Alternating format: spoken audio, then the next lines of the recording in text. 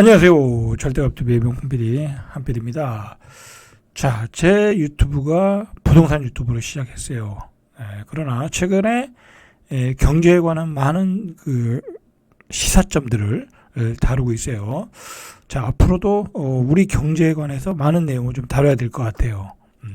자, 부동산은 이제 한 몇 년, 최소한 3년 이상은 하락 추세다. 물론 지역에 따라 양극화가 일어나겠지만 일단은 하락 추세다. 자, 그렇게 보시고요. 주로 이제 우리 경제를 좀 다뤄야 될 필요가 있어요. 왜 그러냐면 저출산 고령화, 그죠? 저출산 고령화에 지금 외부 환경이 급변하고 있어요.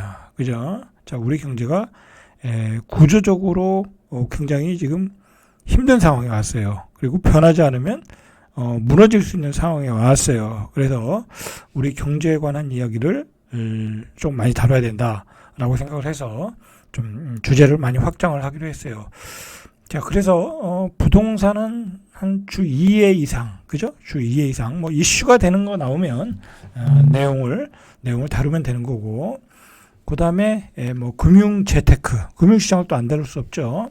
금융 재테크, 주식, 뭐 이런 재테크 관한 소식들, 그리고 우리 경제에 영향을 미치는 시사적인 문제들, 자, 그런 것들을 다양하게 좀 입체적으로 다뤄야 돼요.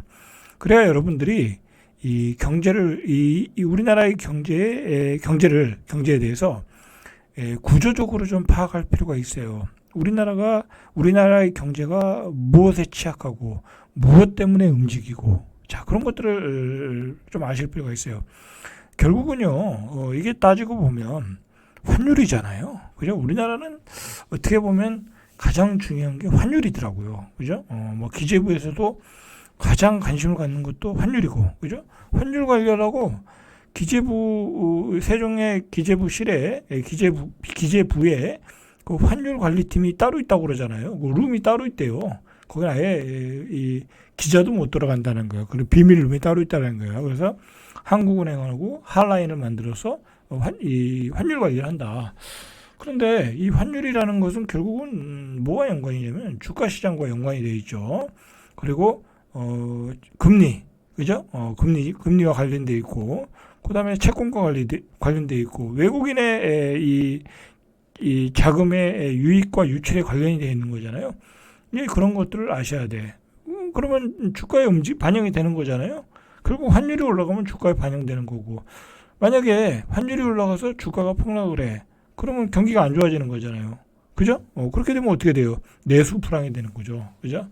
자, 그런 구조적인 문제를 우리가 계속해서 자꾸 다루다 보면 여러분들이 한국 경제의 구조에 대해서 파악할 수 있는 거야. 그러면요, 여러분들이 알아서 그때 그 구조가 파악이 되면 여러분들이 무엇에 투자해야 될지도 어느 그 시기에 찾아낼 수 있는 거예요. 오늘 보니까 제가 한 3일 전에 제작했던 금값 폭등, 그죠? 그때 금값 폭등할 때, 그 내용이, 그때는 뭐 조회수가 뭐 그렇게 많이 안 나왔는데, 보통 이제 3일 지나면 조회수가 이제 죽거든요. 근데 조회수가 갑자기 뛰어오르더라고요. 그래서 제가 금값 시세를 보니까 금값이 폭등했어. 그죠? 한번 볼까요? 자, 이렇게 폭등하고 있어요. 금 시세가. 계속 신고가야. 자, 141. 지금 이제 금을 살려고 하면 53만 원을 줘야 돼요. 그죠? 53만 원. 제가 한 3년 전에 28만 원 주고 좀 많이 샀는데, 지금 53만 원이야. 자, 왜 금이 올라가겠어요, 여러분들? 자, 왜 이렇게 금이 올라가겠어요? 세상이 불안하니까 올라가는 거예요. 그죠? 비트코인도, 이제, 뭐, 미국의 관세 전쟁 때문에, 폭락해. 그리고 미국의 주가도 폭락해. 그죠? 그러다 보니까, 안전자산이 이거밖에 없는 거야. 이 관세 전쟁이라는 게, 외국과의 마찰이잖아요. 그죠? 전국이 불안해지는 거잖아요. 자, 그래서 금값이 뭐 2%, 3%, 2%, 막 이렇게 폭등한 거예요. 그죠? 그래서, 조회수가 나오더라.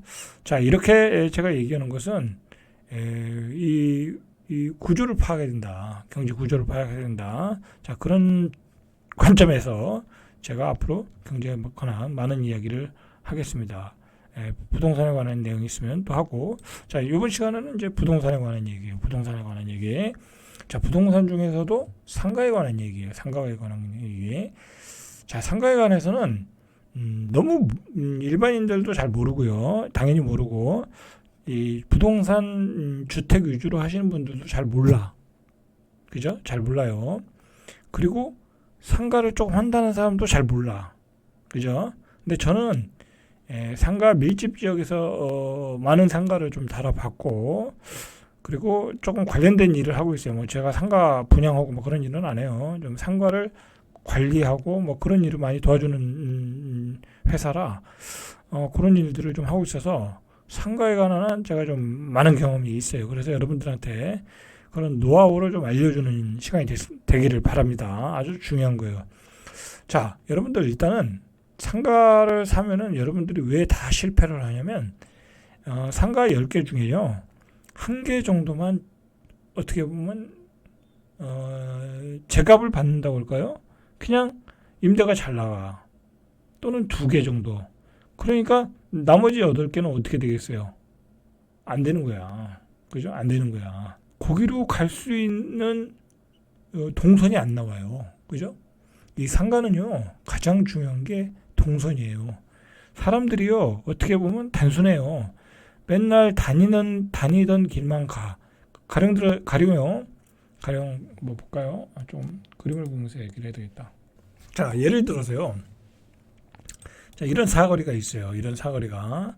자, 사거리가 있는데, 자, 뭐 여기도 아파트촌, 뭐 여기도 아파트촌, 그죠? 여기도 아파트촌. 그러면 여기 사거리는 다 장사가 잘 되겠네. 그렇게 생각하시면 안 된다는 거야. 그죠? 그렇게 생각하시면 안 된다. 자, 이 지역에서는요, 뭐 이거 제가 뭐 좀 표시를 했으면 좋겠는데, 자, 이거로 표시해 볼게요. 자, 이 거리에서는 이 주동선이요, 쉽게 얘기해서 이렇게 되는 거예요. 그죠? 또는 여기서 이렇게, 그죠? 또는 여기서 한 요 정도, 그죠? 자, 요 정도, 아니면 뭐 여기서 요 정도, 요 정도가 주동선이 되는 거예요. 그죠? 자, 그러면 빠진 데가 어디예요? 자, 여기죠. 여기 상가는 다 죽는 거예요. 그죠? 이쪽 상가는 다 죽는 거예요. 그죠? 자, 여기서 여기까지는 주동선이 나와요. 근데 여기서부터 또 여기까지는 또 안 나와. 그리고 여기서부터 또 여기도 안 나와. 그리고 이쪽은 싹 다 죽었어. 이쪽도 싹 다 죽었어. 자, 그렇죠? 자, 이래서 주동선이 중요해. 사람들이 여기서만 놀더라, 이거. 여기서만 이렇게 놀더라. 라는 거. 이게 주동선이에요. 그럼 나머지 생각 산 사람들은 어떻게 되겠어요? 새가 안 나가겠죠? 그죠? 이 안에서도 또 잘 되는 데가 있고 안 되는 데가 있겠죠? 자, 그런데 여러분들이 상가를 사실 때 이런 상황이 예측이나 되겠어요? 그죠? 여기 아파트도 없고 여기 아파트도 없고 여기 상가도 없을 때 짓기 전에 계약을 하는데 이 주동선이 예측이 되겠냐고요? 안 되는 거예요. 그죠? 안 되는 거예요. 그래서 대부분이 상가를 사서 개고생을 하는 거예요. 그죠? 그래서 이 주동선이 빠지는 데는 나머지 임차인들이 이 임차인을 맞추기가 어려워요. 그죠? 그래서 대부분이 실패하는 거예요. 그리고 대부분이 뭐에서 또 실패하냐면 주변 상가의 공급량과 수요를 예측이 안 돼요. 그리고 대부분이 수요보다 공급량이 훨씬 많아요. 그래서 이 상가를 최근 한 5년, 6, 7년 내에 다 팔아먹은 거예요. 그죠? 우리 은퇴 세대 또는 베이비붐 세대에게 건설사들이 다 팔아먹은 거예요. 그래서 우리 베이비붐 세대가 지금 이걸 사서 고생을 하고 있는 거죠. 자, 그리고 또 상가는요, 3층 이상은 상가 임대 맞추기가 어려워요. 아무리 입지가 좋은 데라고 해도, 예를 들어, 자, 여기가 시청이거든요. 세종시청 여기가 굉장히 좋잖아요. 여기 항아리 상권 있고 시청 앞에 뭐 항아리 상권에 아파트도 있고 뭐 공공기관이 뭐 다 있고 좋아요. 그죠? 뭐 좋은 자리예요. 그러나 여기서도요. 이런 핵심 상권에서도 3층 이상은 임대가 안 나가는 경우가 허다해. 간신히 임대 맞지, 뭐, 에어컨 해주고, 그 다음에 그죠? 싸게 반값 주고, 렌트 프리 주고, 그렇게 해서 간신히 나가더라는 거예요. 그죠? 이렇게 입지가 좋아도, 그건, 나상동도 마찬가지예요. 그죠? 이거는 뭐 서울도 마찬가지예요. 그죠? 서울도. 어느 곳이나 공통된 사항이에요. 상가 임대 맞추기가 어렵다. 그죠? 왜? 공급 물량이 너무 많으니까. 그죠? 자, 그러면 이제 공실이 되면 이제 관리비를 임대인이 내야 되잖아요. 그죠? 근데 이 요즘 관리비가요. 아주 이 상가 관리비가 산더미처럼 늘어나고 있어요. 자꾸 법령이 개정되는 거야. 법령이. 이게 이 기술인 협회들, 그죠? 뭐 기계 협회, 무슨 정보통신협회, 소방협회, 전기기사협회, 뭐 그런 협회가 있잖아요. 이런 단체들이 국회를 로비를 하는 거야. 그죠? 로비를 해가지고 법을 만들어요. 그래서 기계 유지 관리를 1년마다 해라. 그 사실 필요가 없거든요. 1년마다 할 필요도 없고요. 할 필요도 없어요. 제가 보기에는. 그러면 기계 유지 관리 점검을 받으려고 하면 보통 건물 하나당 140만 원이 들어가요. 그죠? 140만 1년에 140만 원이 들어가면 그걸 다 누가 내요? 세입자가 내는 거예요. 세입자가. 그죠? 세입자가 내는 거예요. 예? 그러면 그거 다 그 세입자에게 부담되고 세입자는 관리비가 비싸다고 다 나가겠죠? 자, 그런데다가요. 최근에 또 법령이 추가가 돼가지고 뭐 정보통신 유지 관리를 하라는 거야. 이것도 뭐 사람을 고용을 하는 거야. 그럼 사람을 하나 더 고용하면 관리비가 또 올라가겠죠? 그죠? 이거는 이제 올해부터 적용이 되는가 그렇거든요. 이 면적에 따라 뭐 3만 제곱미터 이상은 올해부터 3만 제곱미터 에서 1만까지는 내년까지. 그러면 이것 때문에 또 사람을 고용해야 돼. 그죠? 자, 그 다음에 소방도 또 법을 개정해가지고 뭐 예를 들어서 15,000제곱미터 이상의 면적이면 사람을 하나 또 쓰라는 거야. 소방 안전관리자를. 그죠? 자, 이 계속해서 관리비가 늘어나고 있어요. 자, 그런데다가요. 이번에 이제 세종시에서 좀 문제가 됐는데, 이건 뭐 세종시만 그런 게 아니라 전국에서 다 받는 건데, 옛날에 이제 이마트 같은 데서 교통 유발을 하면, 교통 유발 부담금을 받잖아요. 그죠? 교통 유발 부담금이죠. 자, 주차장 들어갈 때 차들이 들락날락 하는 거잖아요. 들락날락 거리잖아요. 그러면 그 들락날락거리고 교통 유발한다는 거야. 그래서 교통 유발 부담금이라고 또 다 날렸어요. 세금을. 각 호실에 임대인들에게 다 날렸어요. 자, 이런 비용, 그죠? 만약에 공실일 때도 그렇지만 공실일 때 이 비용이 어마어마해요. 어마어마. 거기다가 각종 재산세 내야죠. 매년 그 교통 유발 부담금 내야죠. 그죠? 그 다음에 제일 중요한 거. 그 건물 유지 관리하려면 장기수선 분담금 내야 되잖아요. 그죠? 남는 게 없어요. 이거 상가를 사면은 완전히 호구 되는 거, 호구. 그죠? 이런 상황을 좀 여러분들이 아실 필요가 있어. 그죠? 자, 그나마 상가가 잘 나가면 그래도 괜찮은데, 상가가 안 나가고 뭐 빌빌거리는데 이런 세금을 다 부담하고 있다. 이건 죽는 거예요, 죽는 거. 그냥 골병 들어 죽는 거예요. 그죠? 그런데 대부분이 상가를 누가 사냐? 다 은퇴한다고 은퇴를 앞둔 분들이 다 사서 다 개고생을 하고 있는 거야. 그죠? 그런 상황이다라는 거예요. 그리고 제가 이렇게 보면은 요즘 이제 이 상가에 대한 임대 수요가 줄어드는 이유 중에 하나가 이런 여러 가지 트렌드가 바뀌었어요. 일단 인터넷 쇼핑, 그죠? 이제 매장이 필요 없어졌잖아요. 그죠? 인터넷으로 사는 거예요. 인터넷으로. 매장이 필요 없어졌다. 자, 그 다음에 두 번째로 사람들이 잘 나오질 않아요. 나와야 뭐 햄버거라도 사 먹고, 그죠? 핫도그라도 사 먹고, 그 다음에 붕어빵이라도 사 먹는데 사람들이 잘 나오질 않아요. 왜? 집에 재밌는 것들이 많으니까. 그죠? 넷플릭스, 그죠? 나오질 않아요. 자, 그리고 세 번째로 이제 유흥문화가 사라졌어요. 왜냐하면 주변에서 하도 병 걸려 죽는 사람이 많잖아요, 요즘. 그죠? 예, 뭐 이제 우리 젊었을 때 많이 혹사하신 분들이 술 먹고 뭐 살았잖아요. 열심히 일하고 술 먹고 살았는데 그분들이 지금 다 암 걸리고 뭐 병 들고 하는 걸 이제 주변에서 많이 봤어요. 이제 나이 60에서 70 넘으면 이제 그런 것들이 보이거든요. 주변에서 이제 그렇게 아프신 분들이 이제 그런 것 때문에 고생하시는 거 보니까 이제 술을 많이 먹으면 안 되겠구나. 그런 유흥 문화가 사라졌어요. 그죠? 장사가 안 된다. 자, 그리고 네 번째로 대형 상권이 쉽게 무너지고 있잖아요. 그죠? 우리가 생각했던 뭐 이대 상권, 그죠? 대학교 상권이 다 무너지고 있잖아요. 왜 무너지겠어요? 그죠? 다른 상권이 생기니까, 다른 문화가 생기니까 무너지는 거예요. 심지어는 홍대도 예전 같지 않다고 그러잖아요. 그죠? 그리고 다른 상권이 계속 생기잖아요. 그죠? 무슨 길 해가지고. 그리고 이제 사람들이 국내에서만 놀질 않아요. 그죠? 글로벌하게 논다. 그죠? 글로벌하게 논다. 자, 이러한 이유들이 결국은 상가시장을 침체로 만들고 있어요. 자, 결정적으로 지방의 경우는 더 어려운 게, 저출산 고령화, 그죠? 지방은 저출산 고령화. 젊은이들이 다 빠져나가는 거야, 그죠?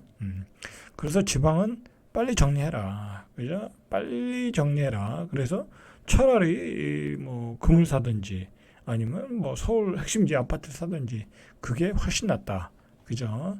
자, 이런 것 때문에 상가가 안 되는 거예요, 그죠? 그런데다가 최근 한 7, 8년 동안에 건설사들이 우리 그 은퇴자들의 돈을 다 빨아먹기 위해서 엄청나게 다 팔아먹었어요, 상가들을. 자, 그런 상가들이 이제 경매로 쏟아져 나오고 있는 거예요. 그런데 심지어는요, 자, 여기서는 이제 11번 유찰 끝에 매각이 됐다고 그러는데 이런 일이 비일비재하게 일어나고 있어요. 한 10번을 해도 안 나가. 감정평가가 7억짜리인데 한 1억 5천 그렇게 돼도 잘 안 나가요. 잘 안 들어와. 왜냐하면 공실이니까. 계속 공실이니까. 왜냐하면 7억짜리인데 세가 한 50밖에 못 받아. 그냥 사무실로 쓴다는 얘기죠. 그죠? 사무실로 창고로 쓴다는 얘기야. 자, 그런 상가들에 다 11번, 10번씩 유찰되고 있다라는 얘기가 나오는 거예요. 이게 좋은 물건이 11번씩이나 유찰되겠습니까? 그죠? 그렇진 않겠죠. 자, 이런 물건들은 다 그 창고로 쓰는 거예요, 창고로. 자, 수도권 상가 곳곳이 텅텅 비었는데 뭐 이렇게 종로에서도 11번 유찰이 됐다. 이런 얘기가 화제가 되는 거예요. 그죠? 자, 서울 20건 중에 3건만 경매 성공. 그러니까 20건 중에 3건 정도만 성공한다. 자, 의외로 괜히 욕심부려서 한 50%의 낙찰을 받은 거야. 자, 받았는데 수익률이 3%도 안 나와. 3%가 안 나오는 게 아니라 공실이야. 자, 이렇게 고생하시는 분들이 많아요. 아까 처음에 말했듯이 상가에 대해서 몰라서 그래요. 그죠? 상가에 대해서 몰라서 그래요. 그래서 절대 싸게 받지도 말아라. 그죠? 싸게 받지도 말아라. 왜? 공실이 되면 그 많은 관리비를 여러분들이 내셔야 돼. 그죠? 내가 연금 받아서 살았는데 그 연금을 관리비를 낸다니까요. 제가 그런 분들 많이 봤어요. 그죠? 200만 원 받는데 관리비로 100만 원씩 내는 분들이 있어. 그죠? 이게 뭐 하는 짓거리냐고. 그죠? 자, 그래서 종로구에서 이인동에 있는 주상복합 상가가 뭐 11번 유찰 끝에 감정평가에 10분의 1에 매각됐다. 자, 이런 일이 비일비재예요. 그죠? 세종에서도 비일비재하고요. 그죠? 비일비재하다. 싸다고 받으시면 별 볼 일 없다. 그죠? 자, 4일 경공매 데이터 전문기업 지지 옥션에 따르면 지난달 서울 상가 낙찰률은 15.5%다. 진행 건수 대비 낙찰 건수 비율이 15.5%다. 그죠? 지난해 9월에 20% 떨어진 뒤 계속 10%에 머물고 있다. 뭐 바닥을 치고 있는 거죠. 그죠? 그래서 낙찰 가율, 그죠? 낙찰가율은 낙찰되는 가격은 전월 대비 3포인트 감소한 68포인트, 8% 정도. 그리고 서울 시내 상가 평균 응찰사 자수는 1.38명, 뭐 거의 혼자 응찰하고 있다는 거죠. 거의 응찰을 안 하고 있다는 거죠. 안 하고 있다. 자, 수도권 지역도 비슷해요. 지난달 경기 지역 상가 낙찰률은 14.8%, 10건 중 1.5건만 경매에서 주인을 찾고 낙찰률은 4개월째 27% 미만이고 응찰 자수는 2.27, 2명 정도가 응찰하고 있다. 자, 낙찰 가율을 보니까 경기도의 경우는 53% 대비 4.9% 떨어진 48%. 한 반토막 나서 낙찰 가격이 정해지고 있다는 거죠. 이게 이제 좋은 것도 있고 나쁜 것도 있고 하니까 섞여서 평균적으로 보니까 48%더라라는 거죠. 자, 이거는 2023년 3월 이후 1년 10개월 만에 가장 낮은 수준이다. 자, 요즘 상가 공격적으로 받으면은 굉장히 고생할 수 있어요. 그죠? 자, 최근에 상가 경매 시장이 유축된 것은 뭐 경기 침체, 뭐 부동산 심리 악화, 당연한 얘기죠. 자, 마지막으로 여러분들 이 상가도요 늙어요. 그죠? 상가도 샀는데 한 10년 지나면요, 뭐 10년까지는 괜찮아. 한 15년 정도 지나면 엄청난 수리비가 들어가요. 그죠? 그리고 낡아 보이고 그래서 이 입지가 떨어지는 곳은 점점 상가 임대가 안 나갈 수 있어요. 그걸 아셔야 돼. 그런데 여러분들 상가 사놓고서 누가 그거 관리하겠어요? 그죠? 제대로 관리 안 했잖아요. 그냥 관리소에서 알아서 관리하겠지 하고 하잖아요. 그죠? 상가도 늙는다. 그죠? 뭐 상가를 오래 가지고 있으면 올라가는 게 아니에요. 아파트는 오래 가지고 있으면 올라가잖아요. 그죠? 왜냐면 주변 분양가가 올라가니까. 그런데 상가는 뭐 새거도 안 팔리는데, 그죠? 잘못 샀는데 거기다가 늙으면 늙을수록 또 애물덩어리가 돼. 그죠? 자, 그런 점을 생각하면 상가는 웬만하면 쳐다보지 않는 게 좋겠다라는 결론입니다. 자, 절대값TV의 명품 PD 한 PD였습니다.